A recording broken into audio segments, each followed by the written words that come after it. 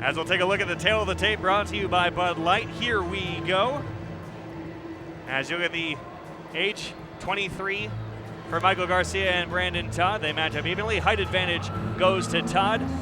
Weight is just about dead even. The reach for Michael Garcia is an advantage of about 3.5 inches. Where does that come into play for Michael Garcia? The way he fights, the way Brandon Todd fights, is that reach advantage significant? You know, Brandon's a little bit taller. Michael's, he got that definite reach advantage.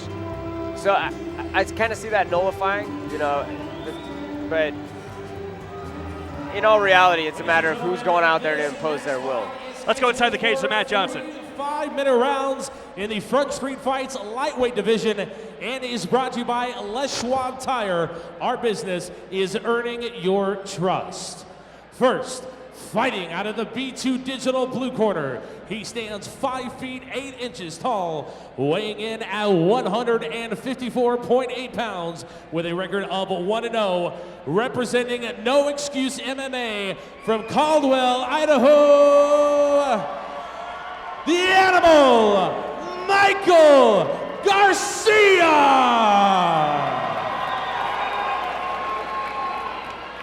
And his opponent, fighting out of the red corner, he stands 5 feet 10 inches tall, weighing in at an even 154 pounds, making his pro MMA debut with us here this evening.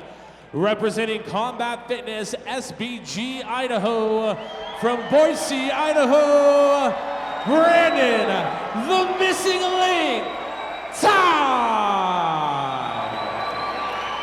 Our referee in charge of the action when the fight begins is Mr. Tom Sufton. A strong home crowd giving a lot of support before this fight for Boise's Brandon Todd. And as he gets ready to face off with Mike Garcia, Scott, obviously you spent a lot of time with Brandon. What do you tell him heading into his pro debut? Any extra tips? I think he's pretty well-rounded. He's a pretty level-headed guy. I've sparred with him. He keeps his calm. He keeps cool. I think he's ready. Now, something we saw a lot during Michael Garcia's last fight here, Matt Johnson, were body slams, and he already has Brandon Todd down to the ground. Is that something that needs to be defended against?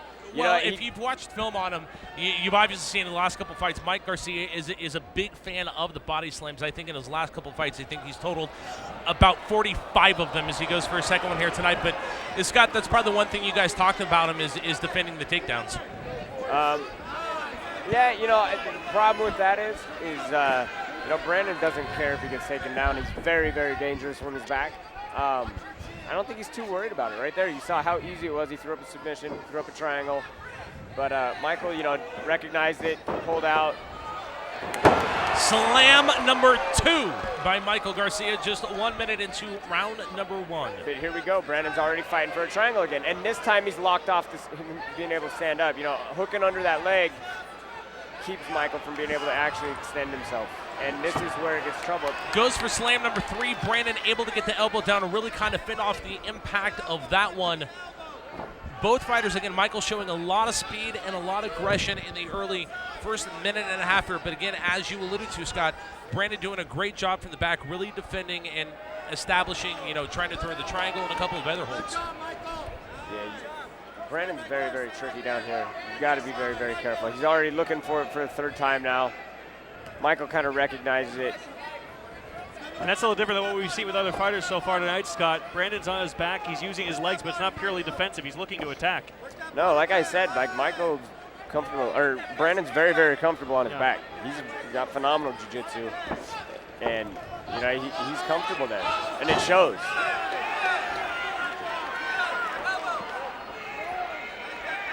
Two minutes, 50 seconds left in round number 1.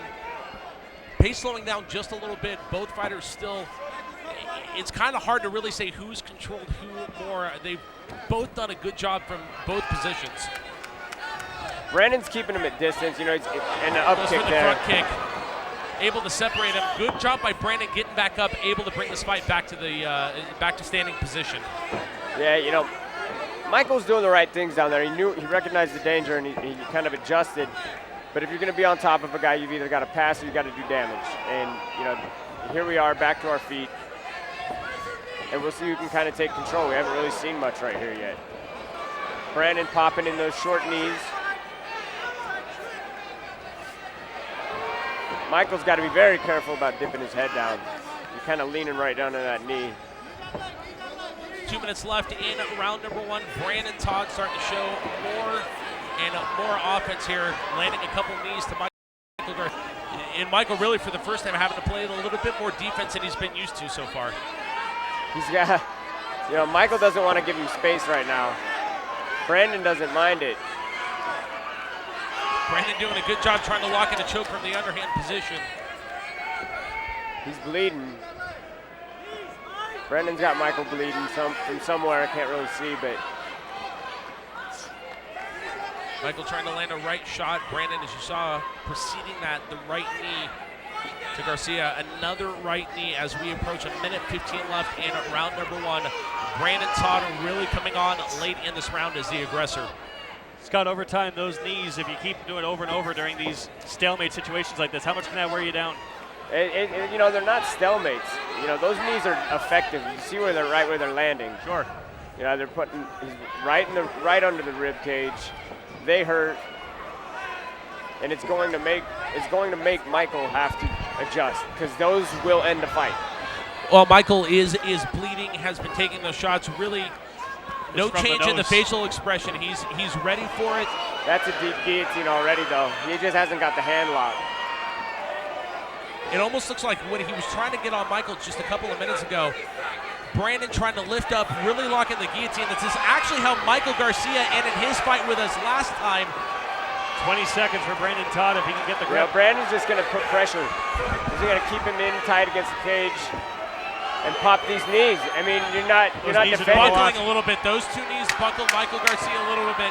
As we're in the final 10 seconds of round number 1, Brandon Todd really pouring it on. Michael Garcia knows at this point it's defense to get to a break. Yeah, that's not defense. You know you're safe if you go to the ground, and there you take knees to the face or do you get to the ground and let a guy on top of you. I'm not going to take knees to the face. That can end the night much quicker than giving up position on the ground. As we go to the Project Filter replay brought to you by Project Filter, you decide when. We'll show you how. Visit projectfilter.org. This is what Michael Garcia likes to do in his fights. He started it off the takedown and down to the ground, really controlling Brandon Todd, and you're going to see it right here. It goes in for slam number 2. Almost gets the full double underhook. Gets Brandon Todd down and keeps more of the control. And Scott, as you mentioned, Brandon Todd, now we're going to see some of the knees he throws at the end, but even those takedowns early from his back, he was immediately able to recover and do something productive. Yeah, I know everybody's hung up on big slams and make big noises. They don't do anything. You got the takedown, that's good, but, Brandon wins this round. He was aggressive, even from his back. No, absolutely. There's no doubt about it. By the end of that round, Brandon Todd had that one. As you can see, some young fans in the crowd with Brandon Todd signs. Those may actually be the first signs we've had here in 3 years. That might be the record. So we'll have to give them a T-shirt or something. None for you, MJ. Oh man! As we begin round number 2 between Brandon Todd and Michael Garcia. Michael Garcia really suffering the damage from that first round late. As you saw, the blood was coming out of the nose, a little bit of the lip. Brandon Todd clips him with that left kick to the face, follows it up with a front kick. Goes for the front kick, but gets it with a side head kick. Yeah, he hit a head kick to a shot. That's probably one of the most unexpected things most guys are going to see. Does a very good job taking the back. Well, you said, Scott, he's unorthodox. Told you. Michael's doing the right thing, though. He's built up a base. He's trying to get wrist control. To the butt, basically, the glutes. I didn't do well in school and PE or anything like that. They don't feel good. Well, we talked about it, and we're going to see, obviously, Jesse Brock a little bit later on. The last time Jesse Brock fought for us in his main against Bendy Casimir, they were down on the ground in cage across of us. It was a stiff shot to the kidney. It doesn't look bad, but obviously a stiff kidney shot feels bad. And as you said right there, those shots that Michael were taking to the backside definitely do not feel good. Yeah, a lot of people think, it's a big butt muscle. It hurts. At the end of the first round for Brandon Todd, we saw knees in the midsection, knees to the head. Michael got the takedown there. That's the first thing he needs to do. Next is he needs to pass and get position. He knows Brandon's dangerous down there. he's got to get to a position of control where it neutralizes Brandon's submissions. Just over a minute and a half of round number 2 between Michael Garcia and Brandon Todd. Again, Brandon Todd with all sorts of aggression and control the first minute and a half. And as Scott alluded to, good move by Michael Garcia, getting the fight down to the ground. Of course, Michael, an ex-Boise State wrestler, no stranger to wrestling on the ground as well, too. Either is Brandon Todd. Really, at this point, probably wanting to slow the pace to make it a little bit more methodical and really maybe rethink his game plan at this point. Yeah, I think he did the right thing. He wasn't having a lot of success in that clinch. He finally did get it to the ground. Right here, he's just got to maintain position and do some damage. Minimize the amount of damage Brandon can do, and that was a nice strike right there from his feet. Brandon trying to maybe roll into an ankle lock, knee bar. And Michael Garcia's got to be really, really careful at this point. Letting him extend he's it, and this is bad, and there it goes. Oh, he extends it, he taps! He taps!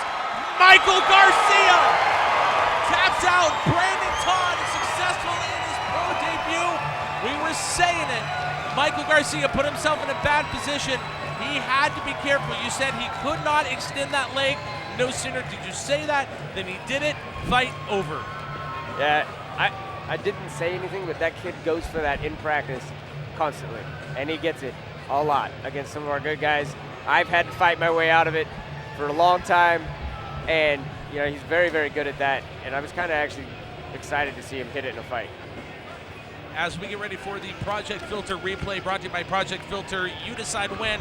We'll show you how. Visit projectfilter.org. It was his head kick at the beginning that really started off Brandon Todd's momentum. And from here, you saw, Scott, the head kick gets the momentum going, and then it was what we saw at the end of the first round, a steady diet at knees that started to wear Michael Garcia down a bit. Yeah, he kept the pressure on him. He just kept putting pressure on him, no matter where he was from. If he was on his back, he was on his feet. And that's tiring, and it's very controlling. And at the end, you mentioned Michael Garcia gets a good shot in here. He gets the fight to the ground, but Brandon Todd starts to get that knee lock, that knee bar, and Michael Garcia, he extends the leg. Does he have to? Was he in a position where he had to move? Michael, yeah, you can't. That's a very, very bad position. It's hard to hold your leg sucked up in there like that. You're fighting a leg muscle against the whole body. Let's go inside the cage to Matt Johnson. By way of a knee bar at 2:38 of round number 2, fighting out of the red corner, Brandon Todd.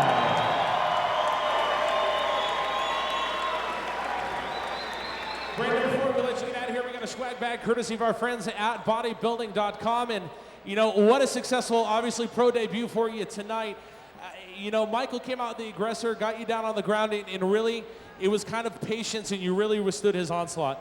Yeah, first thanks goes out to Michael Garcia. He's a tough kid. I looked up into a right hand. It was already right here. I'm like, I'm going to take this one.